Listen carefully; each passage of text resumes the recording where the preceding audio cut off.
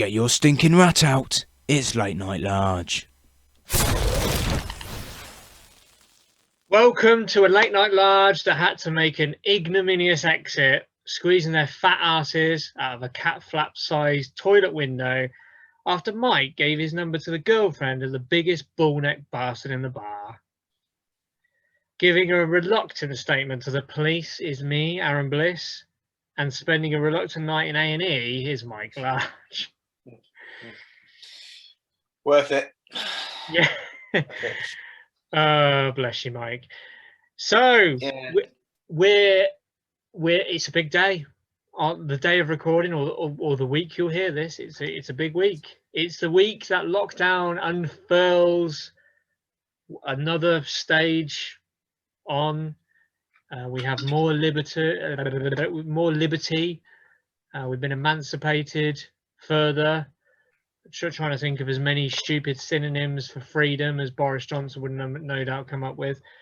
But yeah, we now, Mike, remind us of what freedoms we have from this week starting May the 17th. What are we allowed to do now?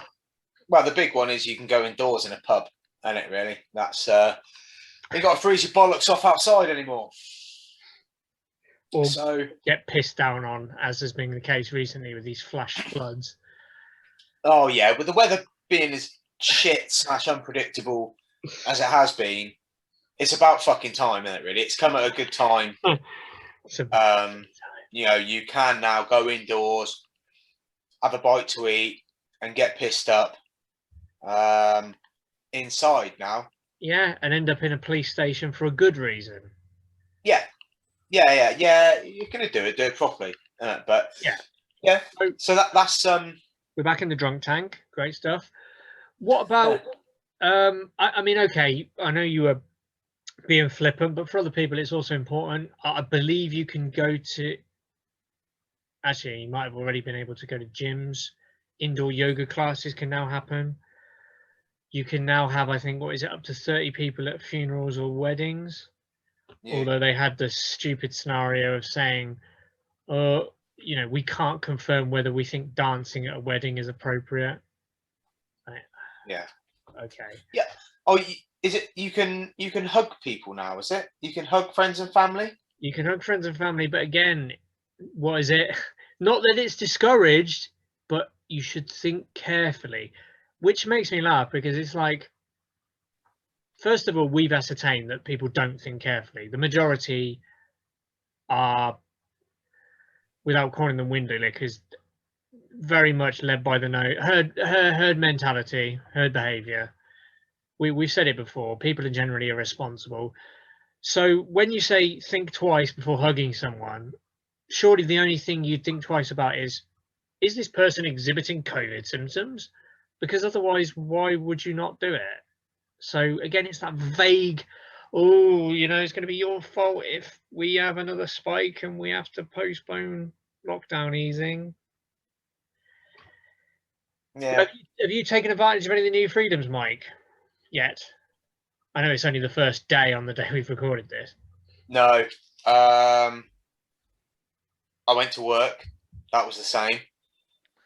I went to the gym. That I could already do.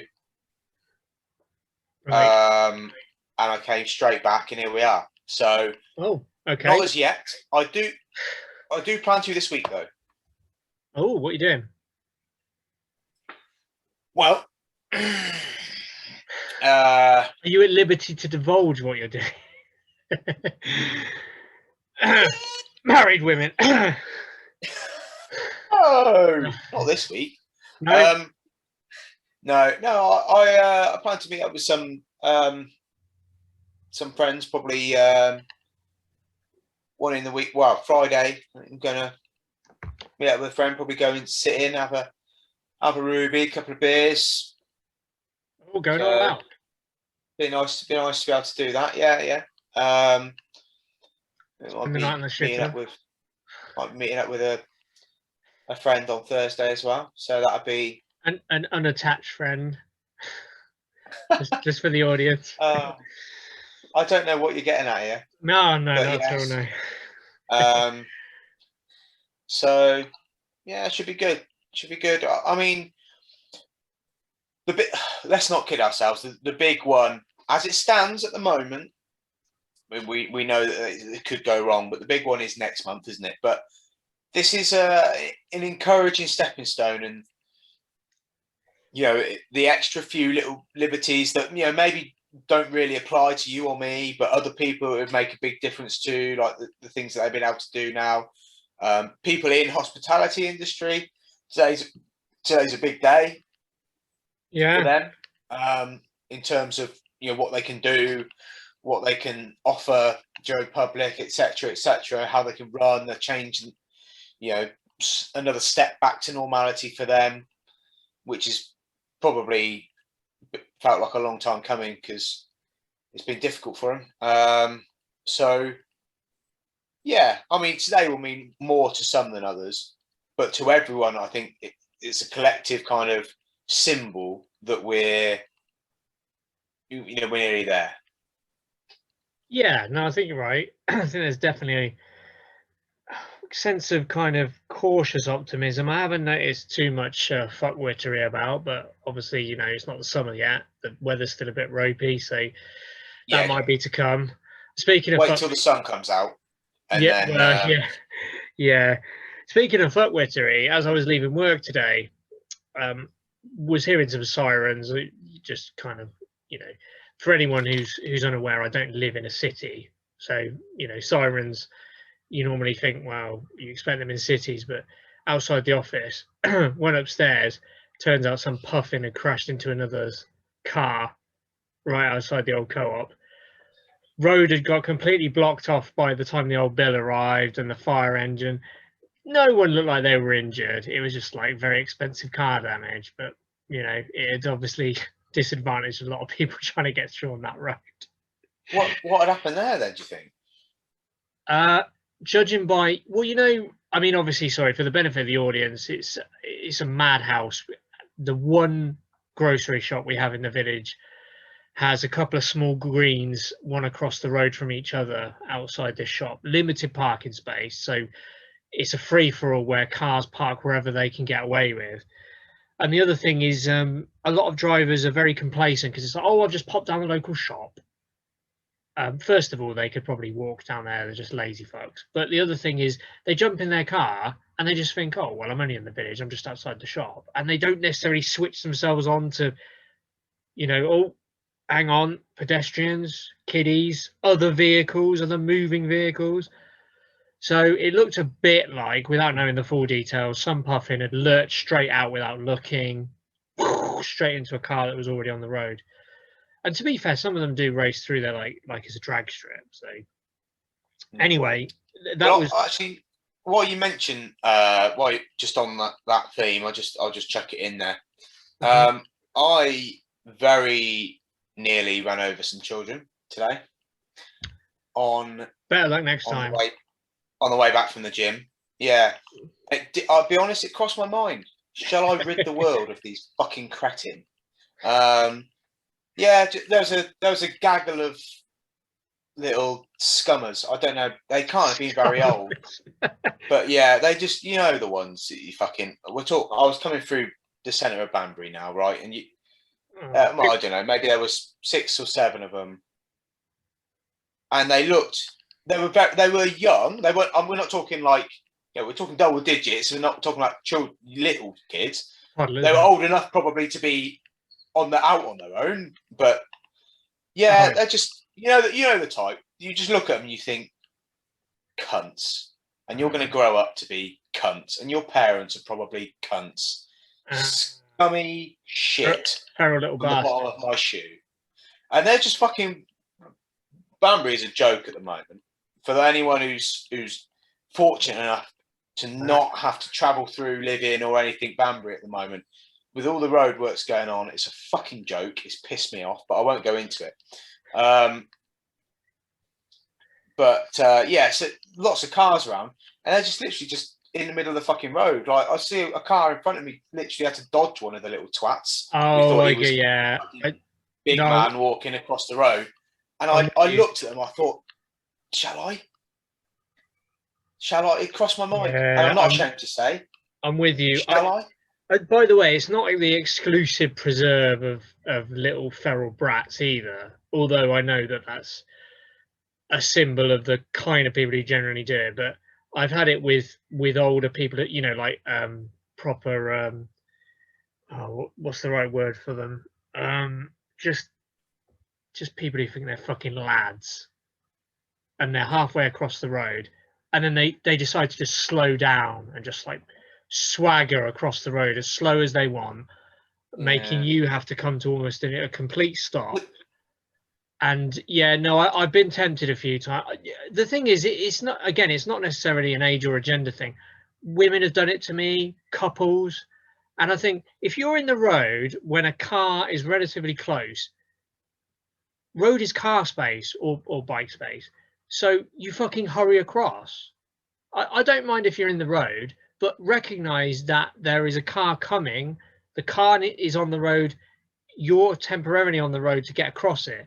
So, you know, just walk fast to get out of the road.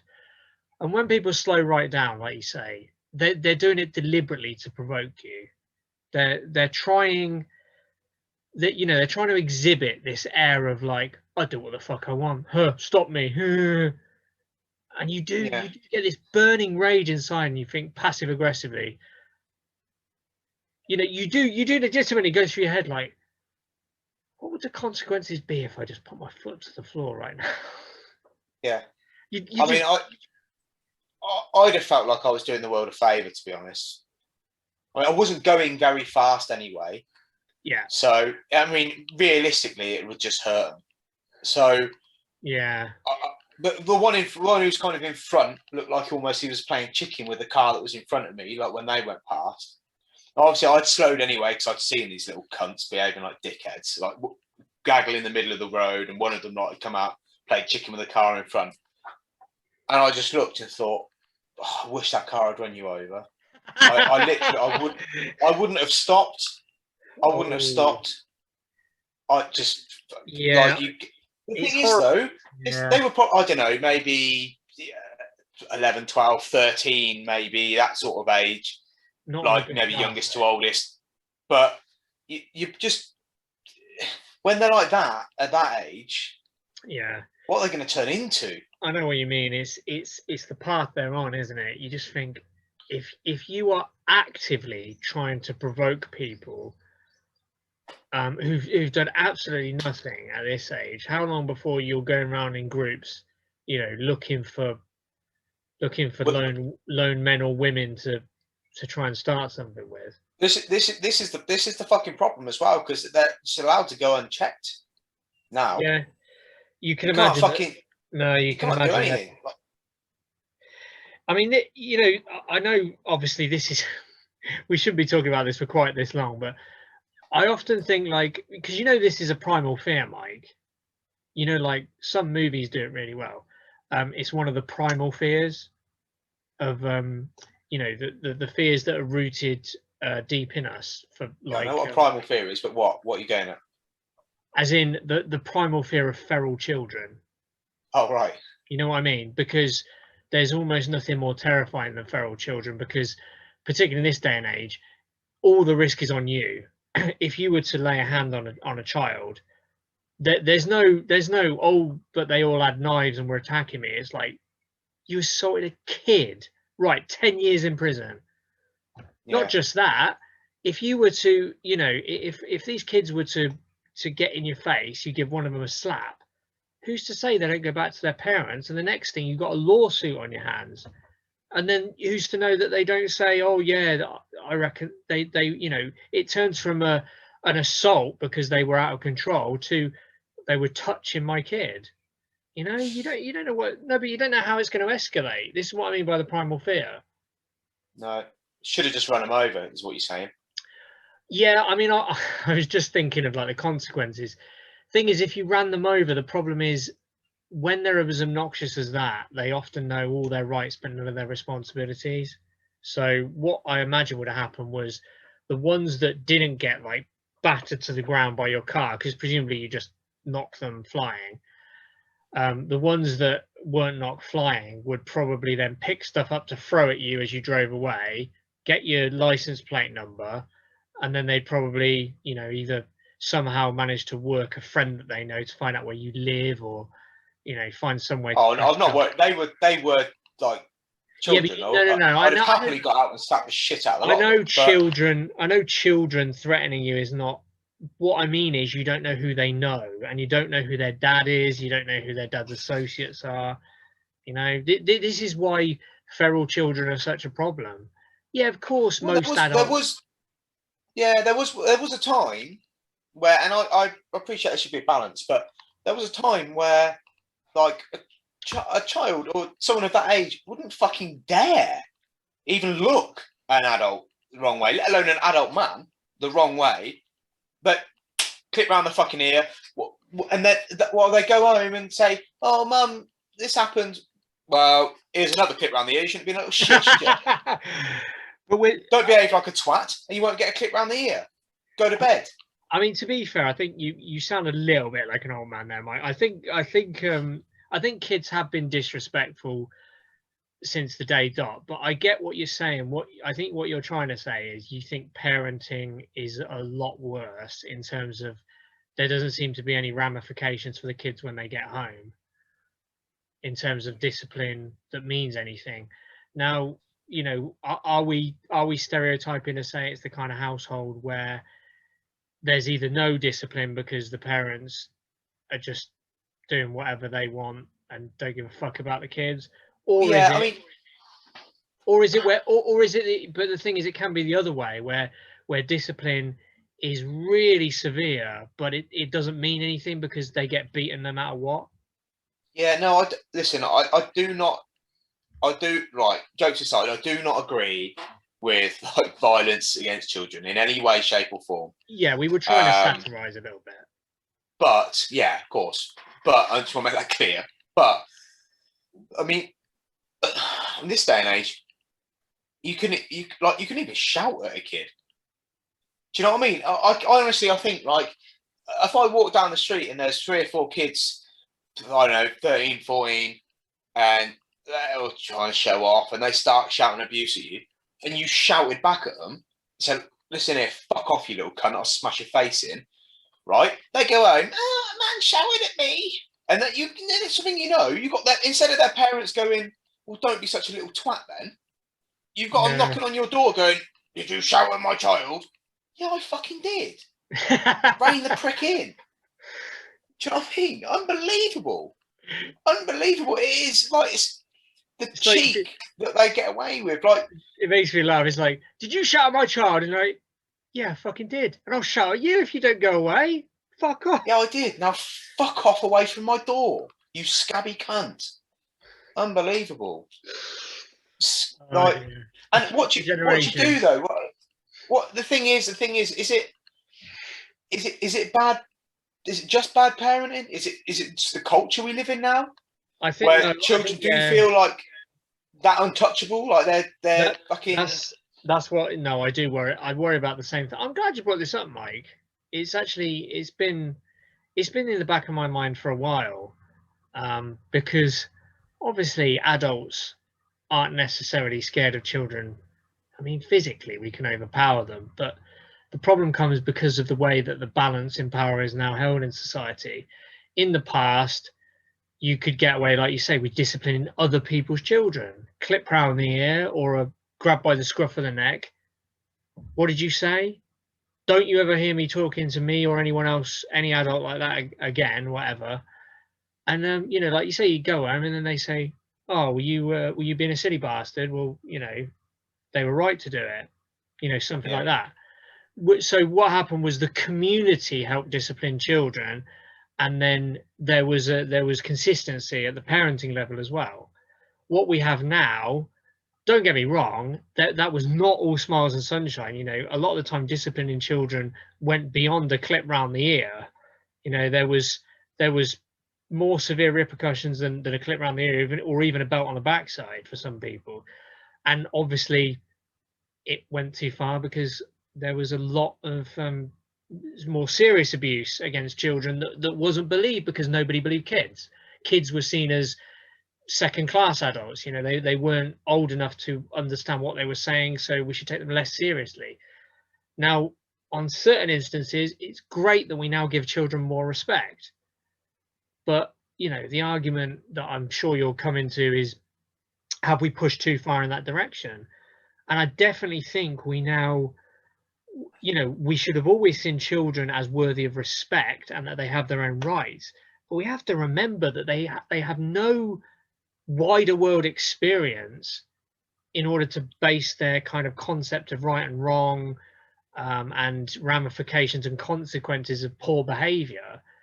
That they rely on parents, peers, and the community to tell them that's out of order, don't do it again, or you're going to be in big trouble. And when that kind of melts away, like you say, you've got the nightmare scenario where you can be a fairly confident adult, but if you're confronted by a group of kids, in the back of your head you're like, no matter how this plays out, this is going to be bad. Either I knock one of these little bastards out and then I'm facing a lawsuit, or I get kicked to the ground by 4 of them and potentially end up in hospital, or I don't know. Is there another way? There's no way of getting out of the situation. Well, you should be able to, as an adult, you should be able to talk your way out of the situation. Of course, yeah. But that doesn't always ring true. It depends what you're dealing with. Yeah. Do you know what I mean? And if they have no fear of repercussion, no sense of consequence, like what? Impunity is very dangerous.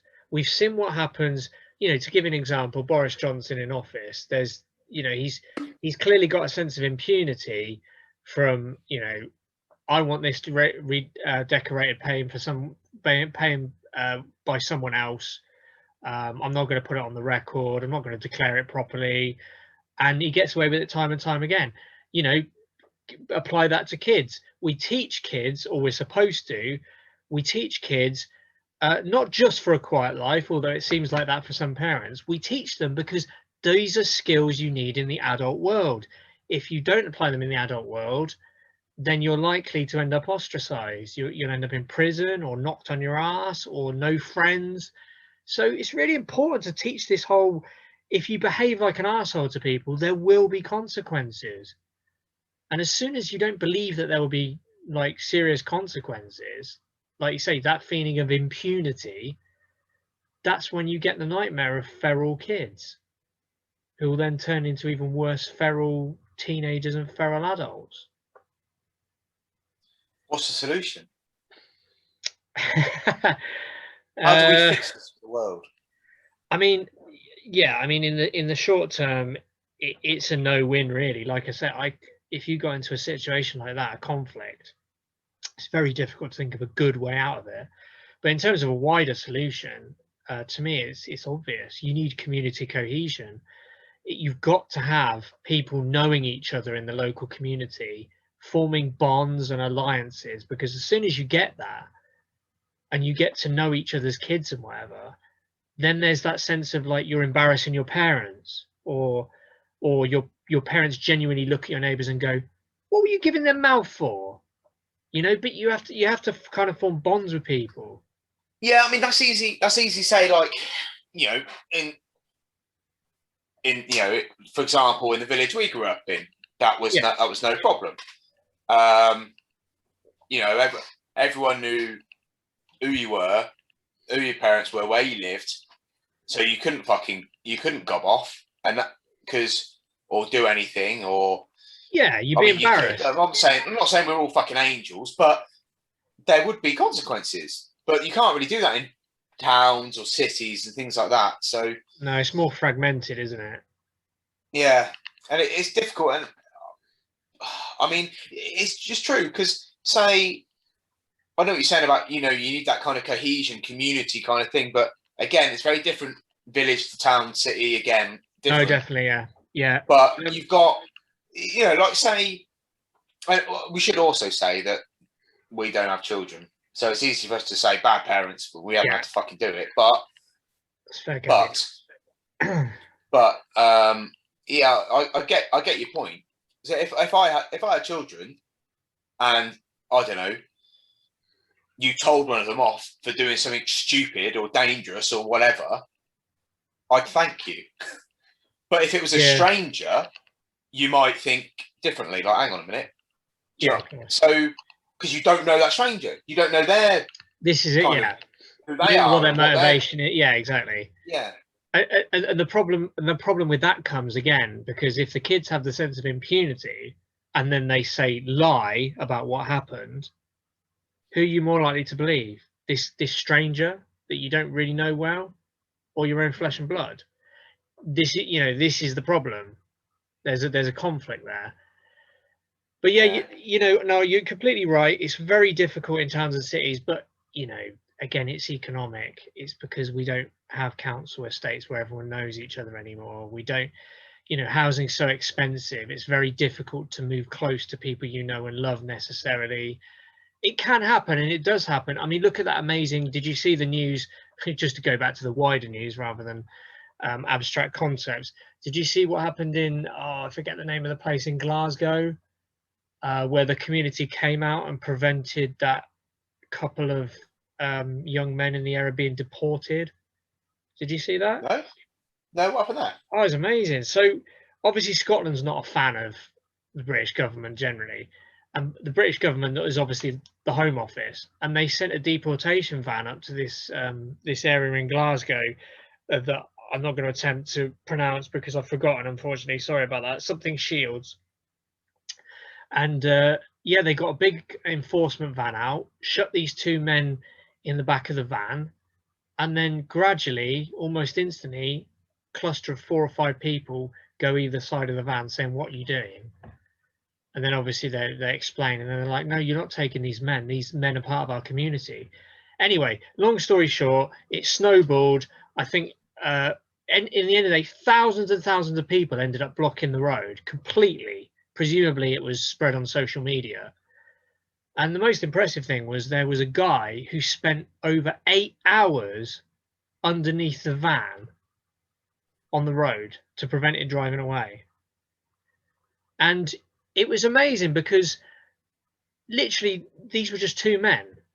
But the whole community said, no, we like these men. They're part of the community. You're not taking them away. Do you know what happened in the end? They had to get legal representation. Obviously, the old bill showed up and tried to throw their weight around. In the end, they had to negotiate and they agreed to release the men. So it worked. Literally, they couldn't move. They released the men and they gave a written promise that they would not arrest them afterwards.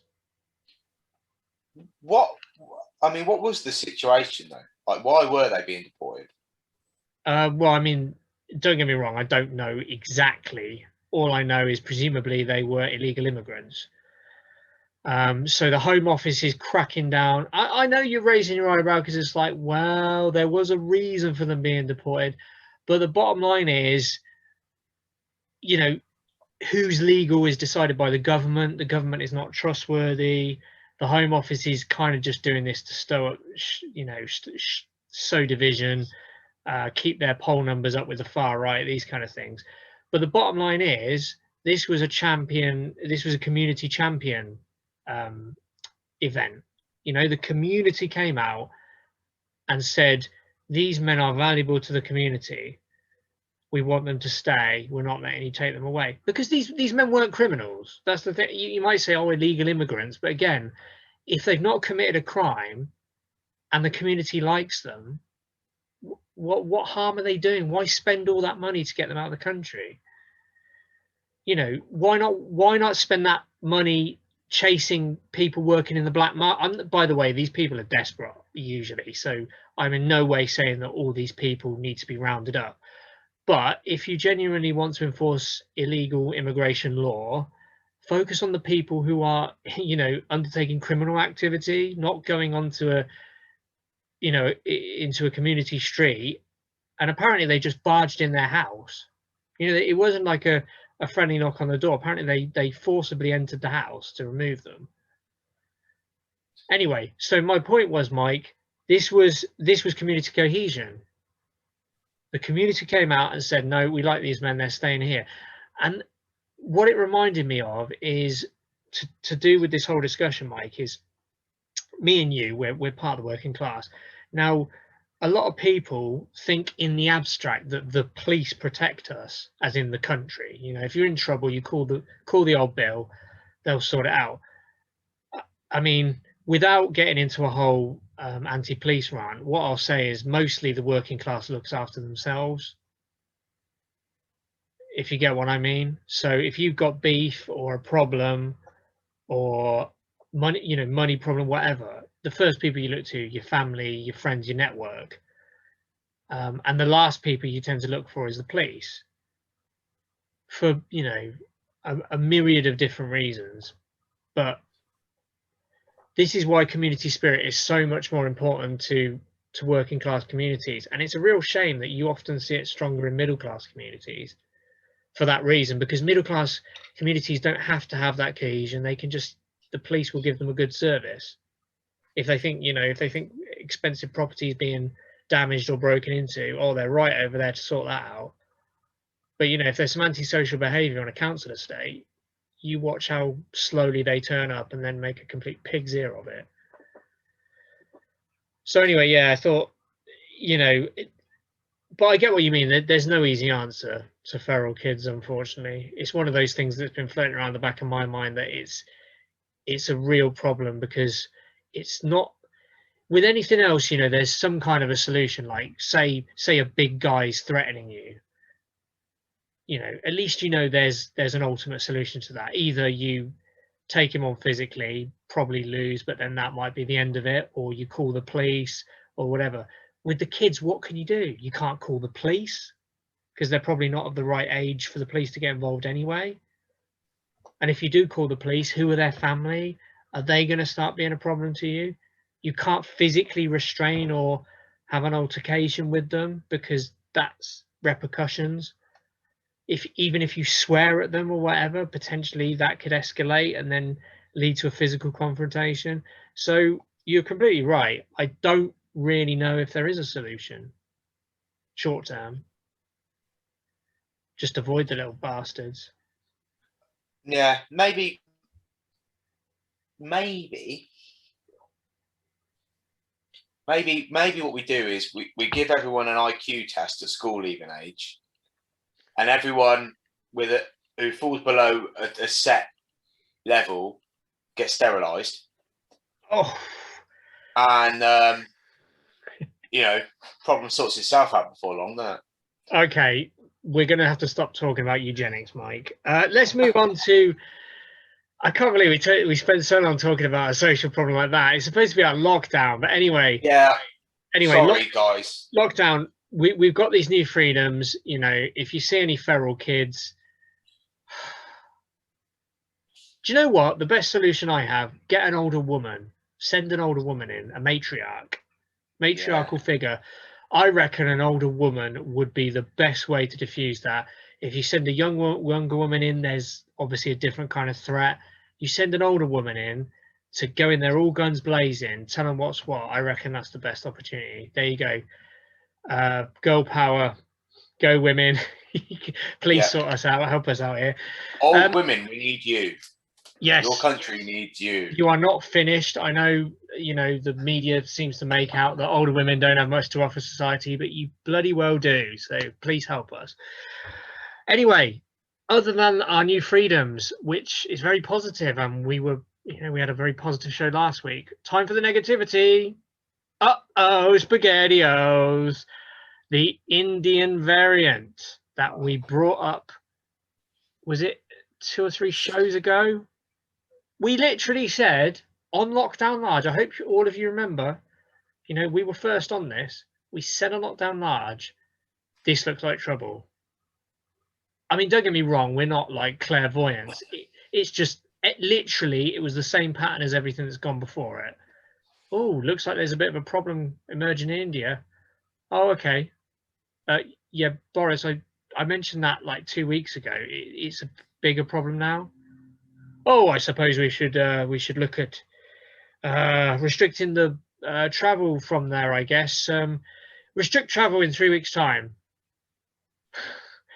So yeah, it's now the shit's hit the fan. The Indian variant is in the UK, and we've even got Johnson being as taken it seriously. He's not played the clown. He immediately came out and said, right, we're still going as planned, but we really have to know that this is a risk for the 21st of June freedom, the end of lockdown restrictions. This Indian variant is a risk. We're going to have to accept that this may put our schedule back. Now, it was good of him to say that and be serious, but as we've said before, this is again down to him. Moving so slowly all the fucking time. What do you think, Mike? I'm inclined to, as much as I hate doing it, agree with you.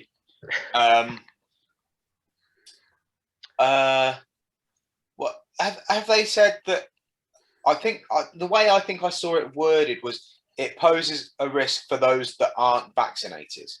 That's the thinking, I believe, at the moment. So luckily it's not panic stations at the moment, except for at-risk people who haven't been vaccinated. And if you haven't been vaccinated and you're at risk now, that probably means you're, well, no, I'm not going to say that, because there are people who can't take vaccinations for medical reasons. But if you are an anti-vaxxer and you were due to have one and you have chosen not to, then you deserve everything you get with the Indian variant. So, you know, happy days for you. I mean, that's harsh. But not really. It's that's just harsh when I've just been calling children cunts. I was going to say, exactly. Yeah. That's but you're out of order. Yeah. Do you know, by the way, sorry, Mike, funny story. Not funny story, depressing story. Do you know, at work today, I had someone send me an email, obviously asking questions about my job, a query they needed answering about, oh, why can't I do this? Or my exams, is there another extension to the validity, whatever. And I gave them the bad news that no, at this stage there wasn't.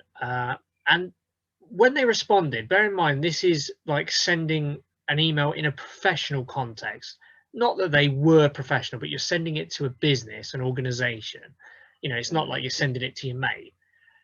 So in a professional context, he sent me an email and he referred to COVID as the plandemic in a professional email. Now, bear in mind, this guy, I think, was knocking on 60, if not older.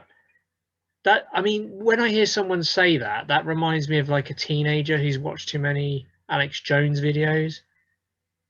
Like, we've got literal grown adult men who presumably got mortgages, careers, and they send an email in a professional context referring to the pandemic as a plandemic.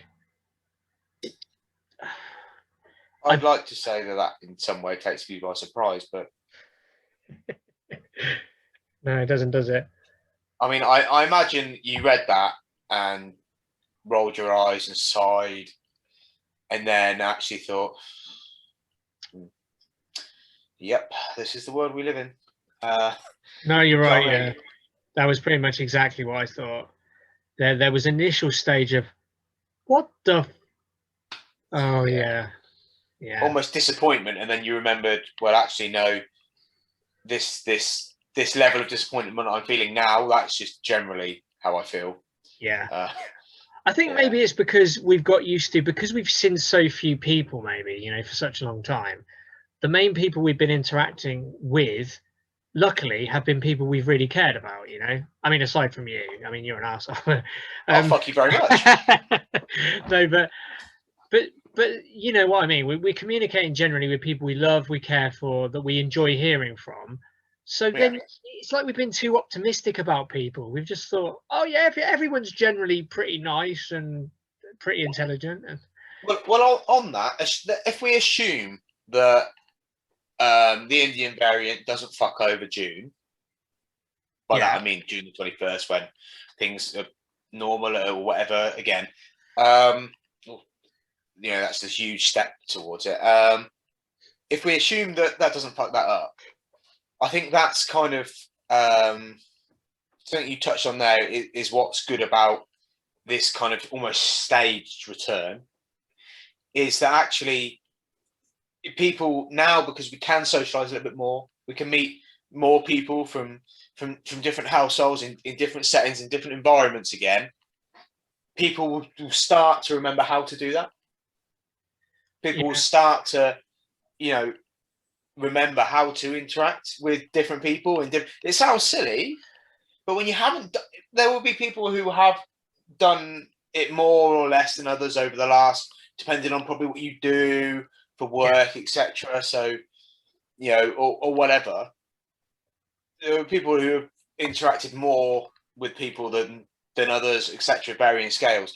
But for some people, it will be an issue. Yeah. And this kind of staged return allows them to kind of feel their way in. Almost kind of feel their way back into it. Oh, okay, this is what it is. This is how you socialise with people again, or even in a very kind of restricted way still.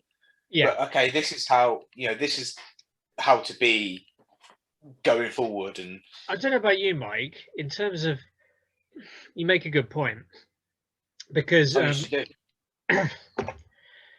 going to say, no, it's a rare thing, but you're right about the social what's the right word, your social radar, your ability to react in social situations comfortably. It is muscle memory. So if you haven't done it in months and months and months, they do atrophy. And the younger you are, the quicker they atrophy. It's one of those weird things, because obviously you're able to build and maintain muscle, I think, easier when you're younger. But in terms of things related to the mind, like social adaptability, it takes longer to lose it when you're an older adult. Because I've found that when I've started dipping my toe into meeting friends in slightly wider circumstances, I've actually found it not too bad. Like, I feel like I've not really got any more awkward, and I'm not stuck for things to say. I don't know how it'd be in wider circumstances, but yeah, it's it is definitely, and you're right to draw attention to the fact that for some people, it's a muscle memory that has atrophied, and you need to build it back up.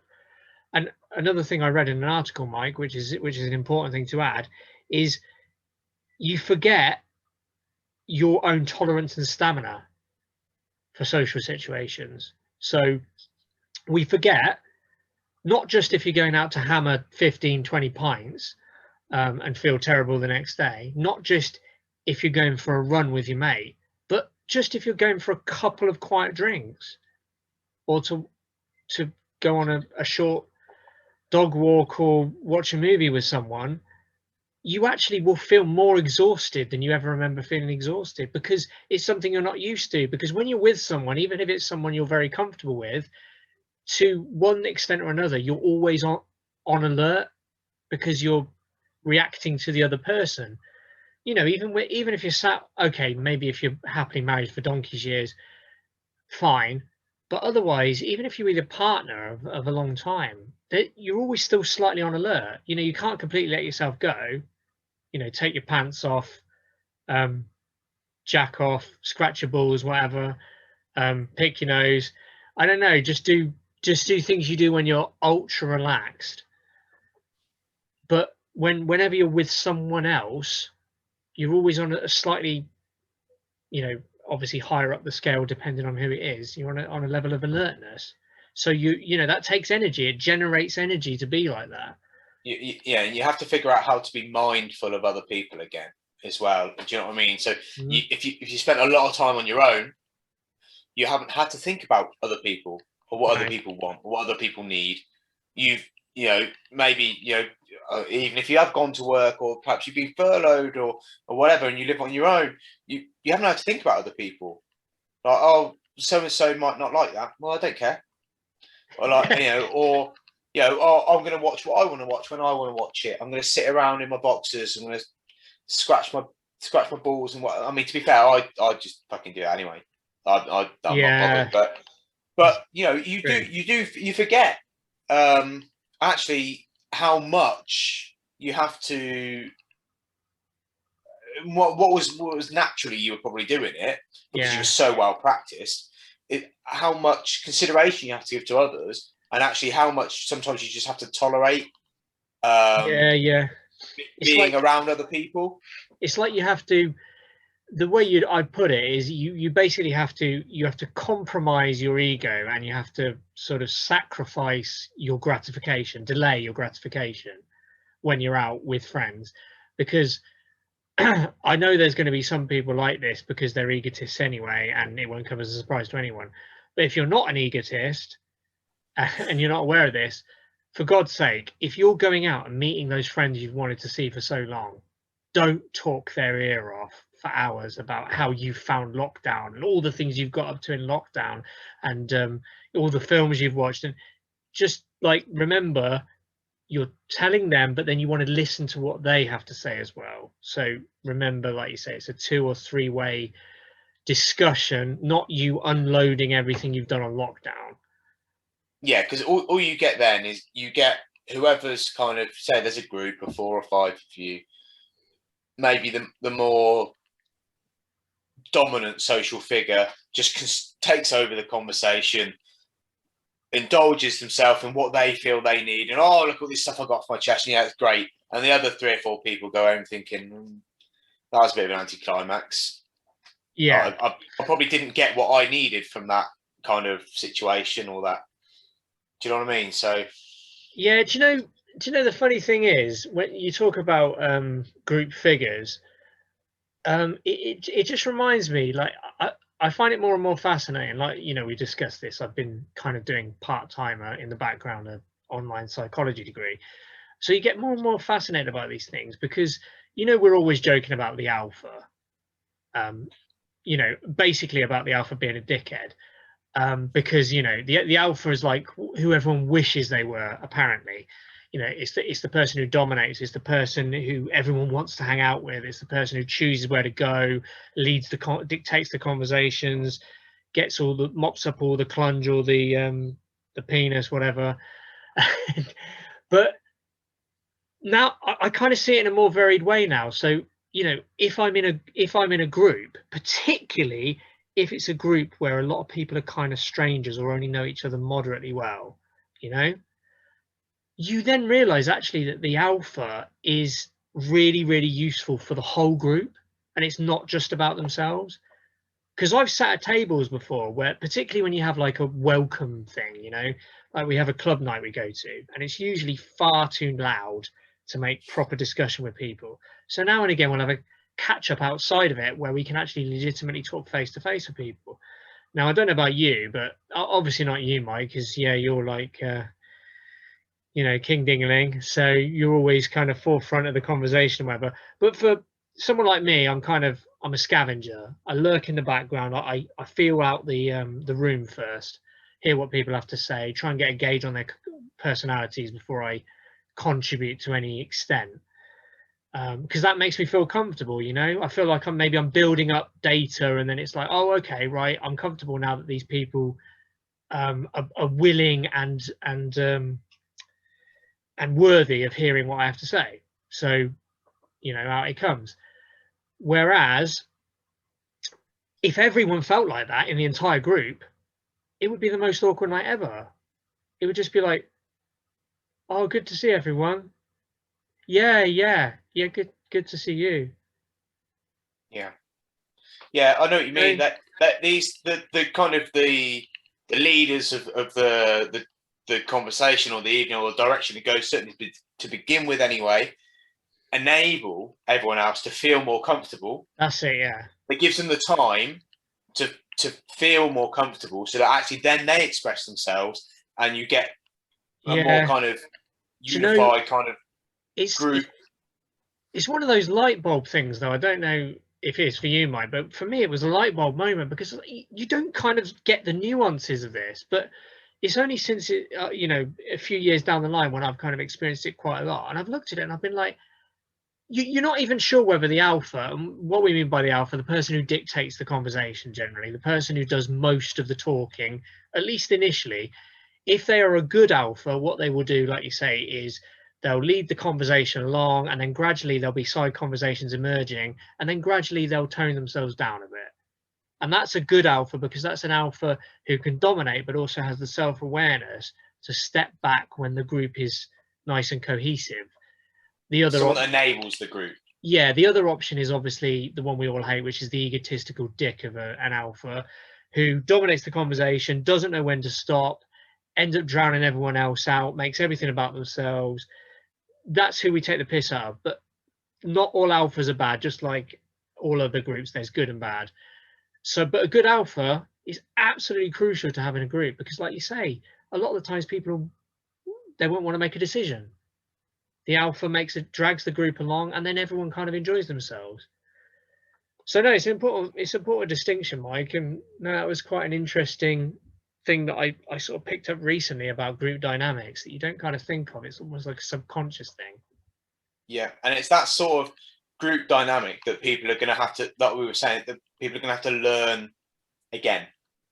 So, yeah. And even it just whoever you are. So you could be like an introvert who perhaps actually struggled with social situations outside maybe their immediate group before all of this started. And actually, you might think, well, it's going to be even harder for them, but actually, they've gone from there to maybe there. They're not a freak anymore. That's normal. They're closer. You know what I mean? Where you might find actually some of the people that will struggle to kind of almost find their place again will be the people who were there, and then they've been used to this for so long, and they've got I was there before. I've got to try and bridge that gap and learn how to kind of be definitely. again. But yeah, definitely. Yeah. I mean, let's also not underestimate the amount of mental health problems that people are going to be having coming out of this. That's not going to help. That's not going to help either. You know, people perhaps will be maybe I don't know. I don't know. On the other side, perhaps, you know, this being cooped up and stuff might actually, some people, this kind of freedom again might be an excuse they need to kind of reinvent themselves and kind of come out of their shell. And perhaps the people who aren't quite ready to be kind of that kind of dynamic leader of the group or whatever it is before might just go, oh, fuck it. It's been so long. I'm coming out my shell. I'm going to be whatever I wanted to be before, but couldn't quite get there, or whatever it is. So it could, you know, on the other side, it could push people in a positive direction. Yeah, no, I think that's a really good point. I think, I don't know if I'm alone, Mike, but no, I think that's a really good idea. I wouldn't say reinvent, but I think it's a really good idea generally when we've had this massive break from social contact. I just think it's such an opportunity, and I get, you know, there's certain people who are suffering big time mentally. You know, don't worry about it if you're one of those. But if you're a person who's kind of just ready to get out there again, I urge you to think carefully. Like, do you really want to go? Are you really happy with the you that you show to the world at the moment? If you are, fantastic. Hopefully you're not a dick. But if you always had sort of that sense of like, oh, have I done something wrong, or why don't people like me, or oh, I think I was really awkward. Like, this is such a good opportunity to look at it without it being a necessarily like horribly depressed thing. Just looking at yourself and thinking, how do I want to present myself? Do I want to wear different clothes? Do I want to walk a certain way? Am I gonna, things like, oh, I have that friend who always makes those little comments to me. Am I going to let them get away with it? Am I going to challenge them on it? Am I going to start making comments to them to, make it a two-way street so we're bantering against each other? And I know that's, it's not, you're not going to go from 0 to 100 in terms of confidence, but you make an important point. Definitely, if you can, this is the best time for self-analysis, because it's like we're like in laboratory conditions. Normally we're, human beings are social creatures. It's 100 mile an hour. Right, you're at work, right, playtime, out, doing whatever, meeting whoever, playing whatever, got to organize something quick. We've had so much time like in the laboratory where we can like look at, oh, how am I coming across? What am I good at? What am I not good at? Who do I like? Who do I genuinely like? Who would I rather I probably didn't see much more of? You know, reappraise your friendships as well. Who's been who's been offering you a lot? Who's been making you feel like shit? Who's Don't giving you enough? And who needs to who's not giving you enough? Yeah. Mike, I feel like that was a personal dig against someone. But perhaps we'll perhaps another show. So quickly, that's really interesting discussion. But yeah, in terms of going back to the Indian variant specifics, Mike, apparently Matt Wancock says UK cases of Indian variant have almost doubled in the last 4 days. That's obviously Monday we're recording this. Almost doubled. Now, we know at the moment it seems to be limited generally to the northwest, particularly Bolton area. In fact, there was talk about them going back into a local lockdown, which I'm sure will be really popular. But, I mean, what can you say again? You just have to reiterate, it was something again, and this isn't just me saying it, it's all over the media. Boris Johnson was warned, like he's been warned about everything. This could be a problem. And again, you come back to the thing of, why are we closing the borders for like trade with exiting the custom market and single market customs union, but we're leaving it open for travel? Like, literally, travel is the worst thing at the moment. Is it just that airlines are bribing the Conservative Party, or is it because Boris Johnson wanted to be the big man when he was doing a deal, when he thought he was doing a big deal with India, until he had to drop out last minute because it was so serious in India? You know, why? What is it? They sort of stopped or severely restricted travel from like Pakistan and Bangladesh, like neighboring countries, but then they kept India on the travel list for at least a week or two after they were advised to just shut off travel completely. So it's, at the moment, it's looking again like it's just Groundhog Day, and it's very, very frustrating. And we've been told now, can't remember which minister it was. It might have been Wancock again. He said, we think people should think twice about traveling to amber-coloured countries as well.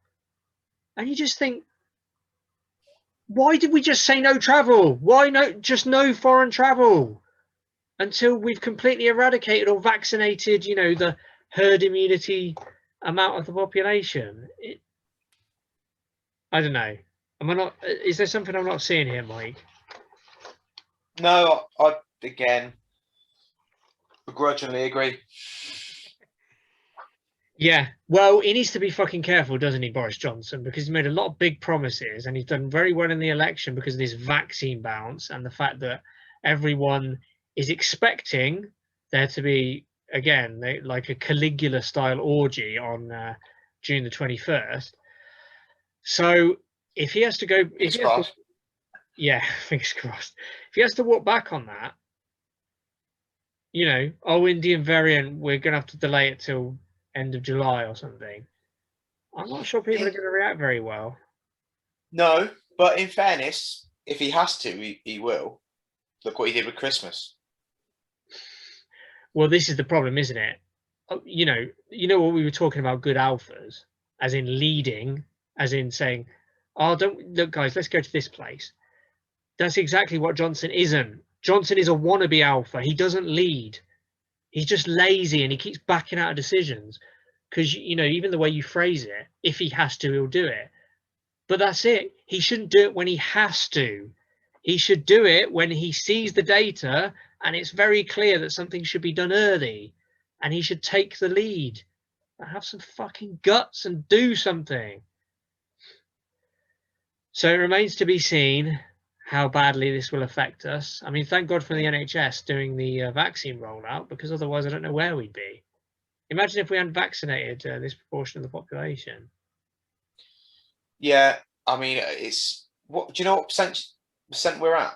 Let me have a quick check on the latest figures on the board. Just shy of 55%, apparently. I've had at least one dose. I'm pleased to announce, which will include me very soon. So end of this week, I'm due to have my first dose. So, Really? yay.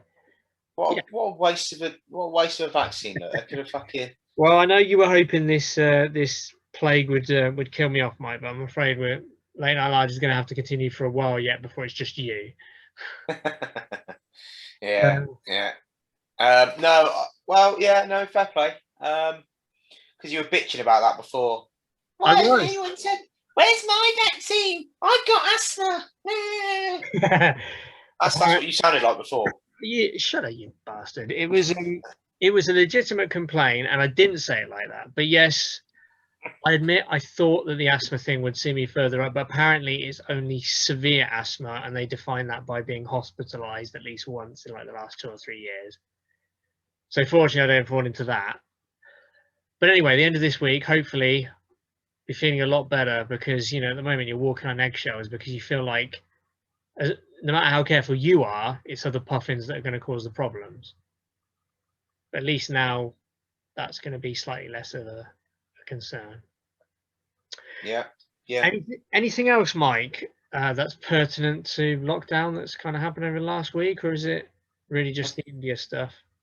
I don't think so. I think like the India stuff. Obviously, today, day of recording, being a kind of a big day, if you like, or a significant day anyway, with regards to our kind of collective road to recovery as a country and as people and as social creatures and all this sort of stuff.